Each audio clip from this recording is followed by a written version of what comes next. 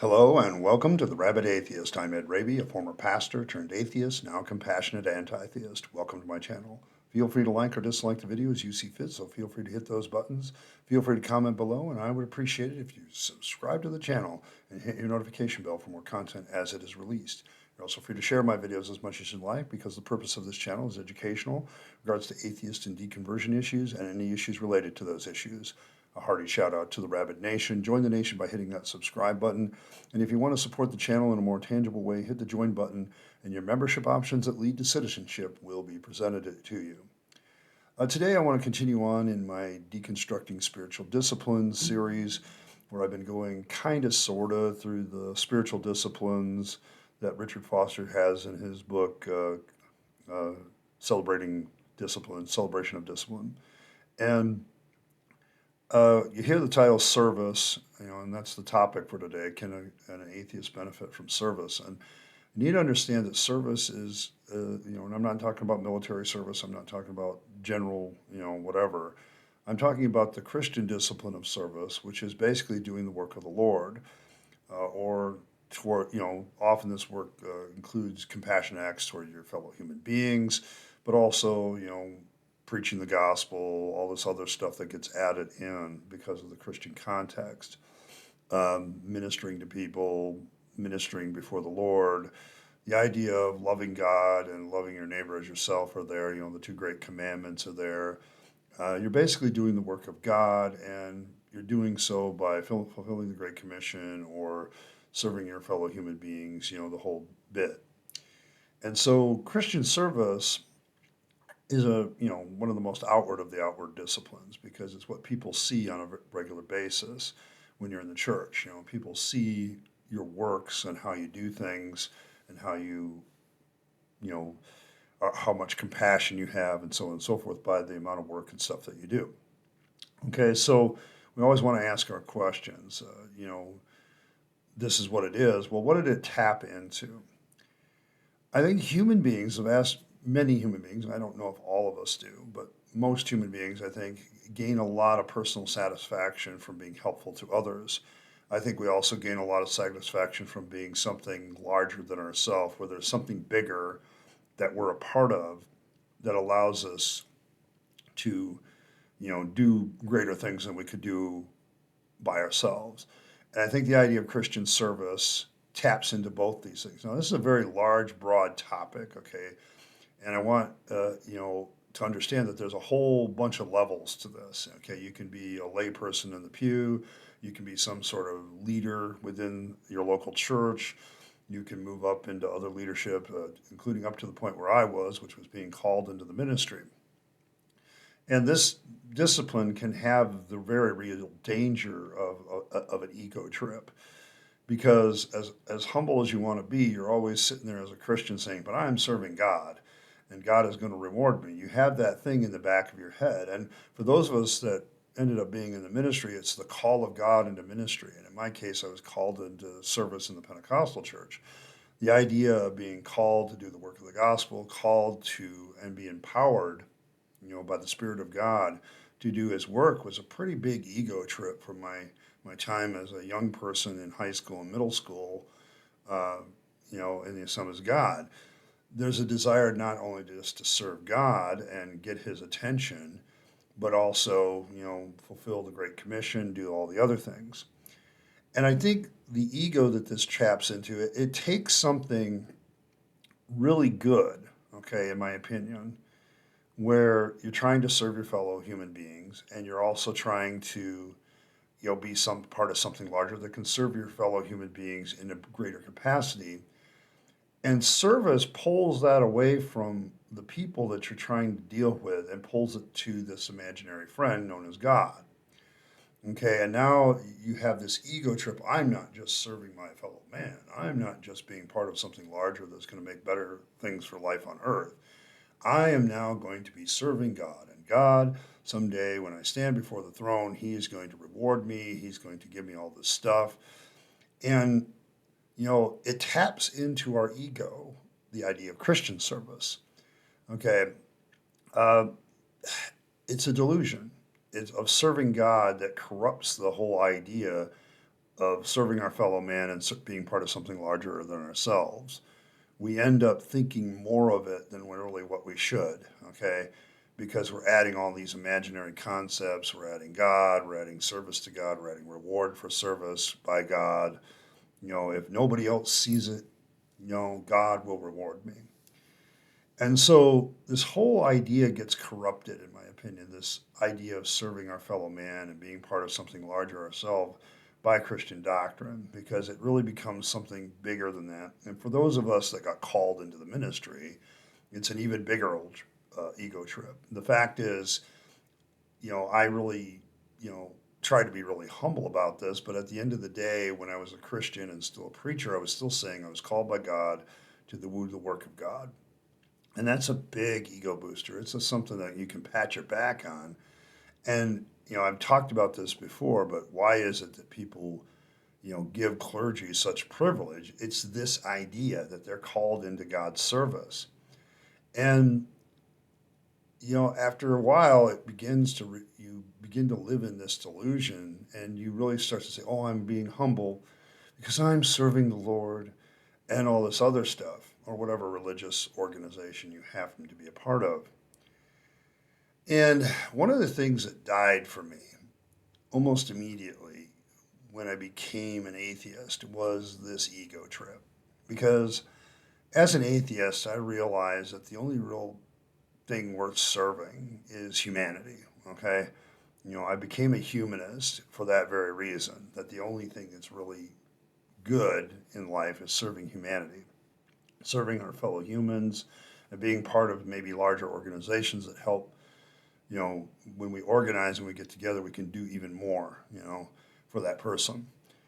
And it's a real humbling thing to be a part of something without the added benefit of eternal reward. It's really, I'm just doing this to make life better, to make this world a better place. I end most of my videos within that vein. Give yourself to yourself, the people that you love and care for, and to make this a better world. Why do I say that? Because there's something humbling about that, genuinely humbling, when you're not doing it for some eternal destiny or eternal reward or whatever you're trying to do it for. Service is about, in Christianity context, Richard Foster puts it in real good, of transforming oneself. But what transforms you is not the God part. It's the rubbing shoulders with your fellow human beings. I mean, one of the greatest things I learned when I was still a Christian in service is I took a mission trip with my daughter to Romania, and we dealt with the Roma there. And it was very humbling to serve people that had less than I did. Okay, it was, take out the God part, and it was still a very good experience, because you begin to learn that humanity isn't all like you. But there's something about the human empathy factor, the bonding together, whether you get any reward from that particular group of people or not. Reciprocity is a big part of human morality. And, someday I could be in that situation and somebody may need to come along and help me. And this kind of tones down your ego. It makes you feel more a part of the human race. And I think that's a part that we can take away from this idea of service. What we need to do is chop off the God part. You're not serving God. You're not serving some greater purpose that involves an eternal destiny. What you're doing is serving your fellow man. You're serving your fellow human beings. You're helping them out. Okay? And then they in turn help you out, and people help you. And learning to humble yourself into that and learn how to be a better human being simply for the sake of being a better human being, of taking the virtues that you learn and have a part of your life and expressing them in action. That's the essential nature of human service. Get rid of the Christian part and just put the word human in front of it, and suddenly it changes its dynamic. You're just another human being helping out other human beings. And even if you gain no personal benefit in that moment for yourself, there's something about that that makes you contemplate what it means to be a human being, what it means to be a decent person that helps out your fellow man. And I think that's, humankind has a lot of needs, okay?